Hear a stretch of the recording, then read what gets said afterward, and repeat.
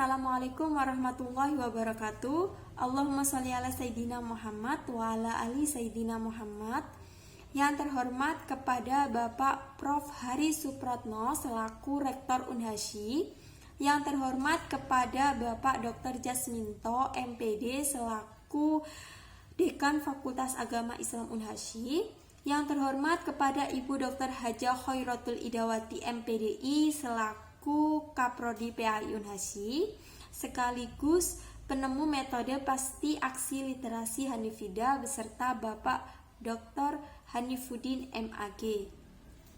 Yang kami sayangi orang tua yang selalu mendoakan kami dan juga yang selalu kami banggakan teman-teman seperjuangan.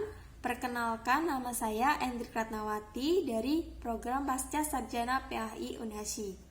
Di sini saya akan sedikit menjelaskan tema tentang perkembangan pondok pesantren di Indonesia. Pondok pesantren di Indonesia merupakan lembaga pendidikan Islam yang sudah ada sejak lama di Indonesia. Di sini saya akan menjelaskan tentang perkembangan pondok pesantren di Indonesia melalui beberapa fase sejarah penting. Yang pertama ada fase masuknya Islam ke Indonesia, fase penjajahan Belanda, fase penjajahan Jepang, dan fase merdeka. Yang pertama fase masuknya Islam ke Indonesia, yaitu peran pedagang dan ulama. Islam masuk ke Indonesia salah satunya melalui peran pedagang. Pedagang tersebut dari Arab, dari Gujarat India, dan dari Persia. Selanjutnya penyebaran Islam. Wali Songo memiliki peran penting dalam penyebaran Islam di Pulau Jawa. Mereka menggunakan metode budaya dan adat lokal untuk menarik perhatian masyarakat. Selanjutnya masuknya pesantren. Wali Songo mendirikan pesantren pertama kali di Jawa pada abad ke-16. Pendiri pertama ialah Syekh Maulana Malik Ibrahim. Selanjutnya penyebaran pesantren sudah menyebar di beberapa daerah di Indonesia, salah satunya Jawa, Sumatera, dan Sulawesi. Selanjutnya fase penjajahan Belanda. Pada masa penjajahan Belanda, pesantren mengalami tekanan dan tantangan yang signifikan, namun tetap bertahan dan berkembang. Yang pertama, pembatasan dan pengawasan. Pemerintah Belanda membatasi dan mengawasi aktivitas di pesantren karena mereka menganggap sebagai ancaman. Selanjutnya, memanfaatkan masjid. Para ulama memanfaatkan masjid sebagai sarana dakwah dan misi pendidikan. Selanjutnya, peran ulama dalam perlawanan. Banyak ulama dan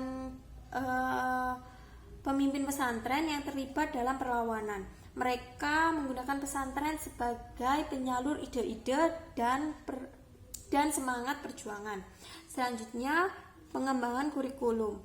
Meskipun dalam tekanan, namun para ulama tetap mengembangkan kurikulum dan metode pendidikan. Dan yang terakhir, setelah adanya perlawanan tersebut, lahirlah organisasi-organisasi Islam. Ya, pada tahun 1900, organisasi-organisasi tersebut yaitu SI atau Serikat Islam, NU, Nahdlatul Ulama, Muhammadiyah, Al-Irsyad, dan Persis atau Persatuan Islam. Selanjutnya, fase penjajahan Jepang. Jepang masuk ke Indonesia pada tahun 1942 setelah berhasil mengusir pemerintahan Hindia Belanda melalui Perang Dunia Kedua.